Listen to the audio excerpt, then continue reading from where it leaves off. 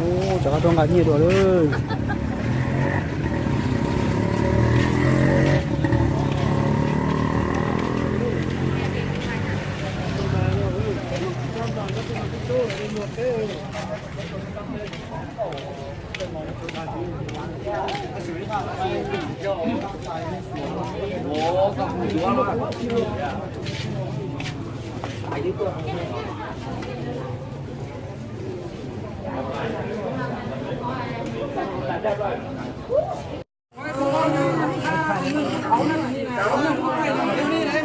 มีคนบอกว่าพี่น้องเขานี่ชื่อซาบุท่านชื่อซาเราต้องเห็นอันนี้แม่เห็นบ่ยุ่งกันด้วยอยู่นี่แม่เด็กยุ่งมาแต่นอกเข้ามาเด็กเด็กน้อยอยู่นี่ก็ได้เนี่ยเข้าขึ้นก่อนน้อยอยู่นี่ก็บ่ได้เป็นลมนี่แหละที่จะลงก็ได้ก็ยุ่งอยู่แล้วยุ่งนอนไม่ก่อนมาแล้วก็มาออกไปนี่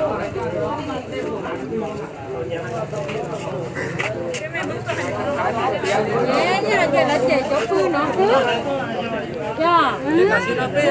chả là trẻ chó pư nó trẻ chưa trẻ pư mà giờ nâng rong nó nè chả nói ra khổng trẻ chó pư nó ra nè này chó này nhỏ này tôi cho này tôi sao khổng nó mà này qua nó chó pư nó ấy thế nào con nó là trẻ tê giờ biết chúng con nó chuyện lớn nhỉ con chị nhớ này cho phu nó là chị nhớ nó chị nhớ này nữa hai giờ còn rất nhớ là mà đó chỉ nó mà lấy tôi hai ta là mà nó chỉ cút pui mà sẽ đây yếu pui mà lấy đây sẽ đây pui mà có số sau khổng mà thế nó mà lấy hai đứa nó mong cái thứ lá thì cái nó hai không sau giờ hai tiếng đầu tôi mới lại đi rồi giờ thì nó phát nó sao lấy vô hai của cha nó đâu cái số con số nó lấy ta cái cho chúng tôi tụi sẽ tụi nó sau rồi ta cho chúng tôi là cái chị bỏ đi tôi sau rồi chị bỏ đi nó sau đi nó mà nó đi chỉ có sau là không phải có sau mà nó chỉ phá thì tí nó nhiều sau khổng nó thế à ta chỉ mà tôi ở trong hàng là tôi nó còn nông thiết là thiết tôi nha giờ thì là sao tôi sau khổng nó làm bên nhau là nó nghe nhiều chứ àบ่ได้แม่ฮู้มันบ่ได้แม่บ่ได้แม่ผมต้องยืนถ่ายแล้วสิลงเฟซมันบ่ดีแม่คนลาวคือจังนั้น ถ่ายเลยเขาจะถ่ายเลย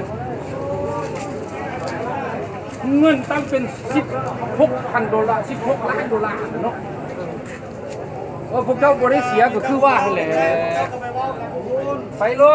ยอยู่ใช้บนนั้นน่ะไปเธอเดินบุกนั่นน่ะเขาเจ้าไปเลยไปเพราะว่าไปให้มันเห็นคนจริงจะพูดเถียงกันเขาจะหายเนี่ยย้อนเราเขาจะหายเท่าน่ะ เอานี่แล้วแล้วก็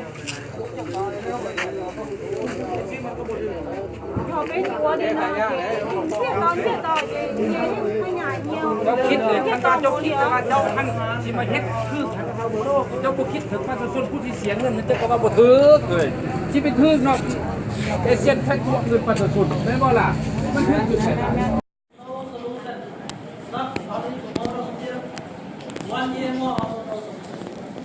ตาเรียนอยู่ที่นี่นะมีคนทางที่แก้ไขออกคนทางออกกันได้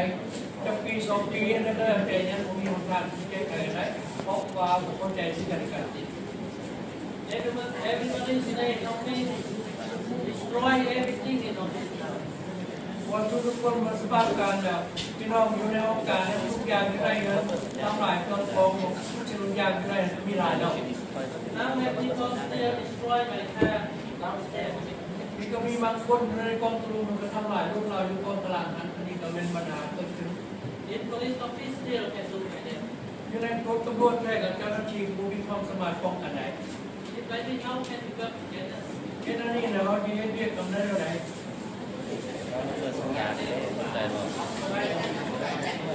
property จะหัดเก็บวิทยุของดีแล้วก็ทรัพย์สินทุกอย่างอยู่ในจำของเจ้าหน้าที่หมดแล้ว Nothing about how to do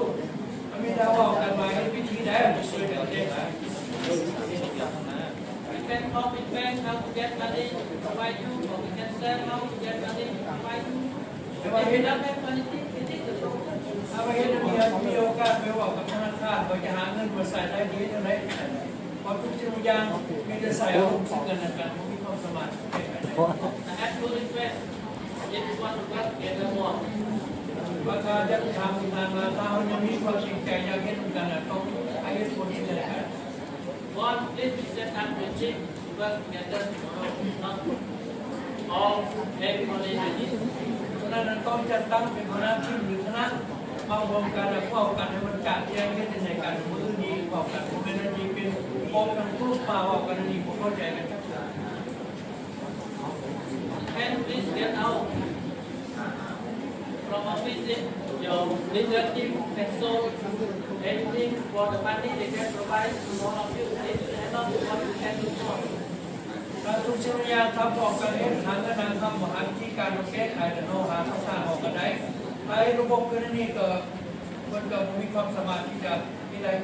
If stay like this, you also have no result. Company also cannot do anything. ไอ้นั่นอยู่พวกเจ้าผมมีความสามารถแก้ไขได้ถ้ามีความสามารถแก้ไขแล้วมันเย็นอะไร Authority also cannot do anything. เจ้าหน้าที่อยู่นี่บางทีเจ้าหน้าที่ทุกคนแต่มันก็มีความสามารถที่จะรักษาได้ So one set up your team leader to work together